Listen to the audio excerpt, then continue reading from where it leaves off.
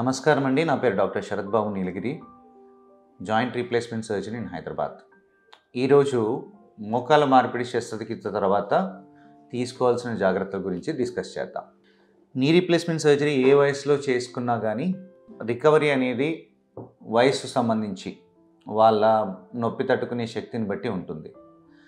So అంతకుముందు stiffness ఎలా ఉంది, మోకాల్లో యాక్టివిటీ ఎంతవరకు, ఫోల్డింగ్ ఎక్స్టెన్షన్ అంటే ఎంతవరకు ఫ్లెక్సిబుల్గా ఉంది జాయింట్, మజిల్ స్టిఫ్నెస్ ఎలాగా ఉంది, వీటన్నిటి పైన డిపెండ్ అయి ఉంటుంది.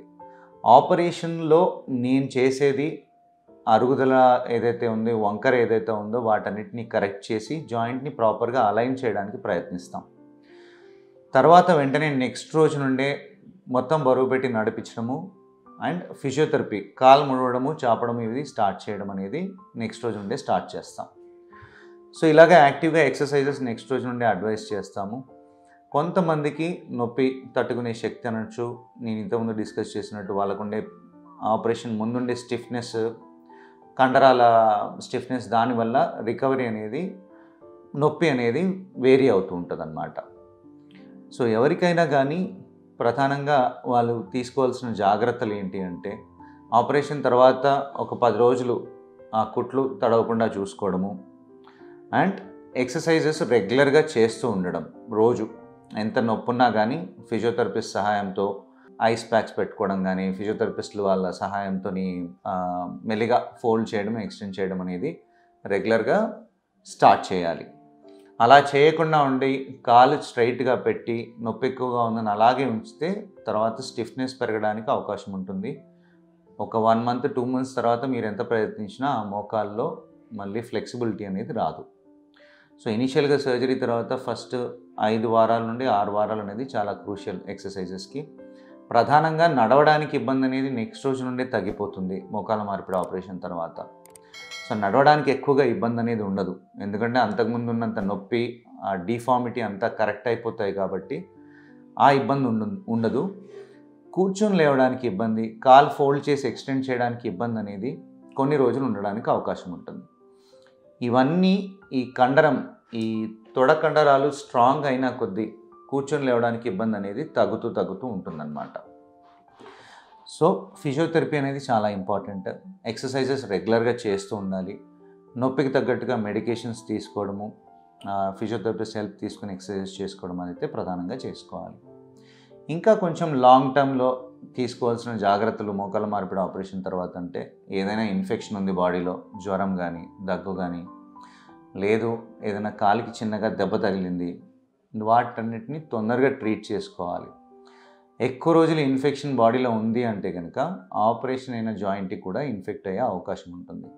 మూత్రంలో మంట ఉన్నా కానీ తొందరగా ఎవాల్యుయేట్ చేసుకోవాలి. యూరిన్ ఇన్ఫెక్షన్ వల్ల కూడా మోకాల్లో 1-2 సంవత్సరాల తర్వాత అయినా కానీ మోకాల్లో కూడా ఇన్ఫెక్షన్ రావడానికి, ఎప్పుడైతే నెగ్లెక్ట్ చేస్తే ఇన్ఫెక్షన్ రావడానికి అవకాశం ఉంటుంది.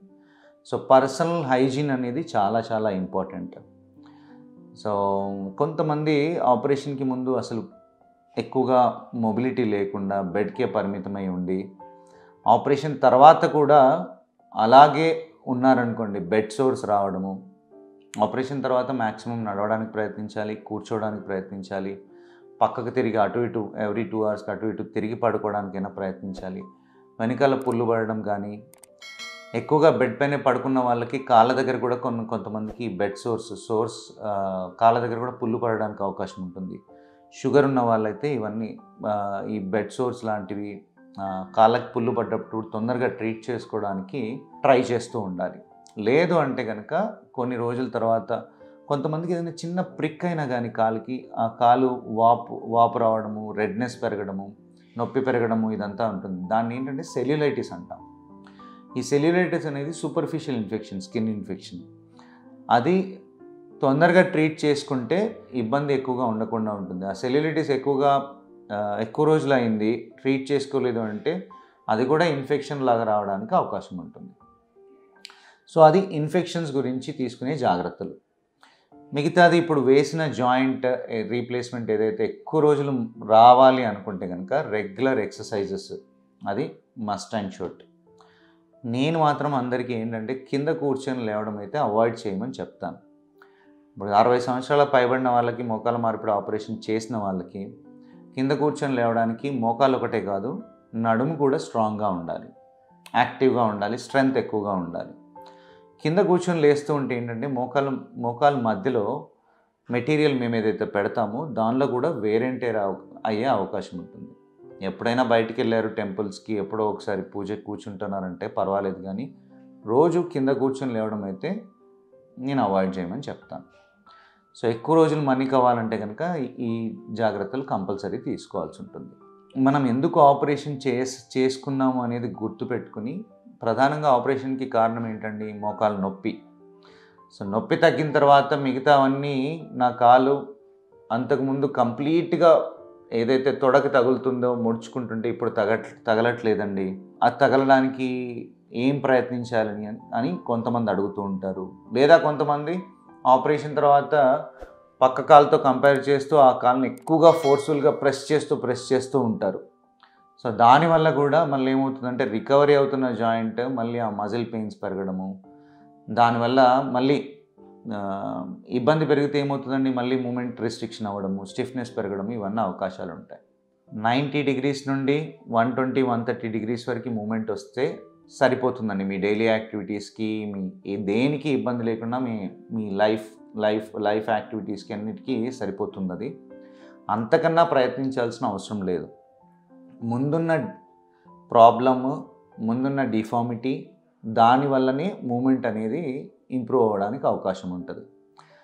అంతేగాని వేసిన ఇంప్లాంట్ వల్ల కానీ దానివల్ల ఇంప్రూవ్ అవ్వడానికి ఎక్కువ అవకాశం ఉండదు. సర్జరీ సరిగా చేస్తే ఇమీడియట్గా నెక్స్ట్ రోజు నుండి నొప్పి తగ్గి నడవడానికి అవకాశం ఉంటుంది. మిగతా అంతా ఎక్సర్సైజెస్ చేసుకునే దాన్ని బట్టి మూమెంట్స్ ఇంప్రూవ్ అవ్వడానికి అవకాశం ఉంటుంది. సో ఈ జాగ్రత్తలన్నీ తీసుకుంటే జాయింట్ రీప్లేస్మెంట్ సర్జరీ ఎక్కువ రోజులు రావడానికి అవకాశం ఉంటుంది.